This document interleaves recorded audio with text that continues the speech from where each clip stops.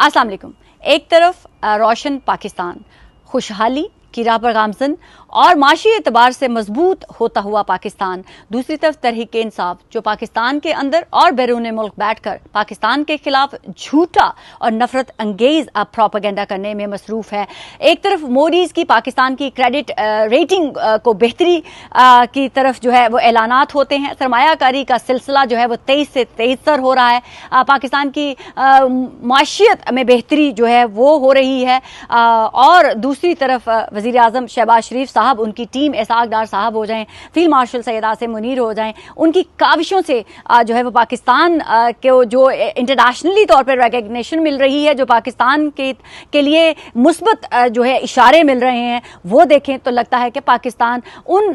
Golden era में दाखिल हो चुका है जिसका हमारे बुजुर्ग और हम सोचा करते थे। अब लेकिन एक बात मैं आपसे ये पूछना चाहती हूँ कि जहाँ एक तरफ पाकिस्तान तरक्की और खुशहाली इस्तेहकाम की फ़ज़ा बना रहा है, दूसरी तरफ हमारी इस तरक्की को, इस इस्तेहकाम की फ़ज़ा को ख़राब कौन कर रहा है? हमारे अपने तहरीक इंसाफ के लोग, चाहे वो लीडरान हों या इनका वोटर और सपोर्टर हो, चाहे वो पाकिस्तान में बैठा हुआ हो या पाकिस्तान से बाहर बैठा हुआ हो, पाकिस्तान के खिलाफ कोई भी जो है वो मौका नहीं जाने देते जब पाकिस्तान के खिलाफ प्रोपेगेंडा ना किया जाता। ये वो प्रोपेगेंडा है जो पाकिस्तान का दुश्मन चाहता है, ये वो मौका है जो पाकिस्तान का दुश्मन चाहता है कि पाकिस्तान कहीं पे भी नजर ना आए, पाकिस्तान कहीं पे भी जो है वो पाकिस्तान की तरक्की ना हो सके, पाकिस्तान किसी भी तरह से वो मुकाम हासिल ना कर सके जो पाकिस्तान का दुश्मन नहीं चाहता है। दुश्मन का बयानिया, तहरीक इंसाफ का बयानिया, हमें क्यों हर बार सेम एक ही पैटर्न नजर आता है? क्यों हमें जो दुश्मन अपना बयानिया पाकिस्तान के खिलाफ फैलाना चाहता है, वही बयानिया पाकिस्तान तहरीक इंसाफ के लीडरान हो या उनका वोटर सपोर्टर हो, वो वही ज़बान बोलता हुआ नज़र आ रहा है। अब पाकिस्तान के फील्ड मार्शल सैयद आसिम मुनीर जब अमेरिका के दौरे पर थे और उसके बाद जब बेल्जियम के दौरे पर जाना था उन्होंने, तो तहरीक इंसाफ ने बड़े बुलंदोबाग दावे किए कि जनाब एक बहुत बड़ा प्रोटेस्ट जो है वो पता नहीं लाखों की तादाद में उनके खिलाफ होने जा रहा है। बरतानिया से भी बहुत सारे लोग गाड़ियों में, ट्रकों में, बसों में बैठ के, जहाज़ों में बैठ के गए, ये पोर्ट्रे करने की कोशिश की कि जो तो पता नहीं कितने लोग होंगे और पता नहीं कौन कौन जो है, हम ये सब जाकर जो है बताएंगे कि हम किस कदर गुस्से का इजहार कर रहे हैं क्योंकि उनका लीडर जेल में बंद है। बाय द वे ये वही लीडर है जो अपने जुर्मों की खुद सजा भुगत रहा है। सजाएं ये वो सजाएं हैं जो तहरीक इंसाफ के हर दूसरे उस शख्स को मिल रही हैं जो पाकिस्तान के इदारों पर हमला करने में मुलविस थे, जो पाकिस्तान को बदनाम करने में मुलविस थे। लेकिन इनके दावों को अगर मैं एक तरफ रखूं और दूसरी तरफ जो हकायक पर मबनी विजुअल्स, वो तस्वीर देखूं जो ओवरसीज़ पाकिस्तानियों ने फील्ड मार्शल सैयद आसिम मुनीर के लिए वो वालहाना मोहब्बत का इजहार किया। सैयद आसिम मुनीर आम पाकिस्तानियों में किस तरह से घुल मिल रहे थे, सैयद आसिम मुनीर किस तरह से आम पाकिस्तानियों से मिलकर उनकी मोहब्बत का जवाब मोहब्बत के साथ दे रहे थे। ये वो विजुअल्स हैं जो मैं क्या कह सकती हूँ, दुश्मन कहूँ या तहरीक इंसाफ कहूँ, क्योंकि दोनों सेम ही ज़बान बोलते हैं। उनके उस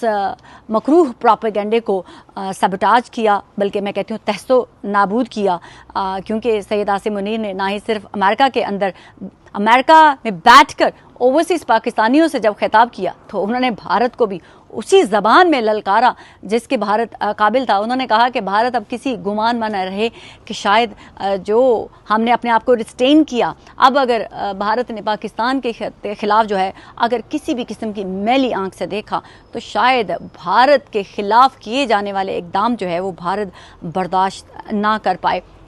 इमरान खान साहब जेल में बैठे हुए हैं, आपकी बहनें, आपकी पार्टी रहनुमा रोज़ नया कोई ना कोई बयानिया बनाकर अपने वोटर एंड सपोर्टर को इंगेज रखने की कोशिश करते हैं, इमरान खान साहब को रेलिवेंट रखने की कोशिश करते हैं। पाकिस्तान की सियासत हो या इंटरनेशनल दुनिया में हो या सोशल मीडिया की हद तक अगर मैं कहूँ तो वहाँ पर अपने आप को रेलिवेंट रखने की कोशिश करते हैं। लेकिन आपका बयानिया रोज़ के रोज़ देर एंड देन जो है वो दबरदूस हो रहा है, वो निस्तो नाबूद हो रहा है,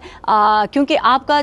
बयानिया सच पर नहीं, झूठ और नफरत पर मबनी है। अगर आप लोगों ने कोई जुराइम किए हैं और उनकी आपको सजाएं मिल रही हैं तो उसमें पाकिस्तान का कोई कसूर नहीं है, उसमें किसी पाकिस्तान के इदारे का कोई कसूर नहीं है, इसमें पाकिस्तान की मुसल्लह अफवाज का कोई कसूर नहीं है। ये वही मुसल्लह अफवाज थी जब आपको कमांडर हाउस के ऊपर हमला करने के लिए जा रहे थे तो उन्होंने रिस्ट्रेन किया था, लोगों को रोकने, फोर्सफुली रोकने की बजाय आप लोगों को खुला छोड़ दिया था। वैसे बहुत ही अच्छा फैसला किया था, जिस किसी ने भी ये फैसला किया था बहुत अच्छा फैसला किया था, क्योंकि ना ये दरिंदे सिफ्त लोग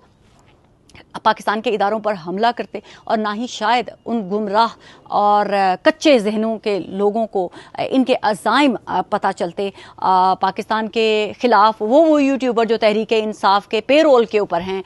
जो सोशल मीडिया पर पाउंड और डॉलर्स कमाने के लिए रोज़ कोई नया चूरन बेचते हैं, अब उनके अपने ही चाहने वाले, अब उनके ही अपने फॉलोअर्स उनसे सवालात पूछ रहे हैं कि आप जो रोज़ एक चूरन बेचते हैं, आप जो एक रोज़ हमें कहानी सुनाते हैं, वो नेक्स्ट डे वही कहानी आपकी ख़त्म हो जाती है और वही कहानी आपके मुंह पर आकर कालक मलकर चली जाती है, उसमें कोई भी किसी भी किस्म की कोई सच्चाई नज़र नहीं आती है। तो पाकिस्तानी, चाहे वो तहरीक इंसाफ का वोटर था, वो भी अब वोकल हो रहा है, वो भी अब देख रहा है, सुन रहा है, वो भी सच और झूठ में जो है वो पहचान बाखूबी कर पा रहा है। पाकिस्तान आगे बढ़ रहा है, अल्लाह ताला इंशाल्लाह पाकिस्तान को इसी तरह से आगे तरक्की की तरफ गामजन रखे और जो हमारे पाकिस्तान के जो भी शख्स, मैं कहती हूँ चाहे पाकिस्तान के वज़ीर आज़म हैं, उनकी कोई टीम मेंबर्स हैं, पाकिस्तान के फील्ड मार्शल हैं, कोई भी जो भी शख्स पाकिस्तान की तरक्की, पाकिस्तान को मजबूत करने में, पाकिस्तान की खुशहाली में अपना एक टाइनी भी किरदार अदा कर रहा है, तो हमें उनको सल्यूट करना है।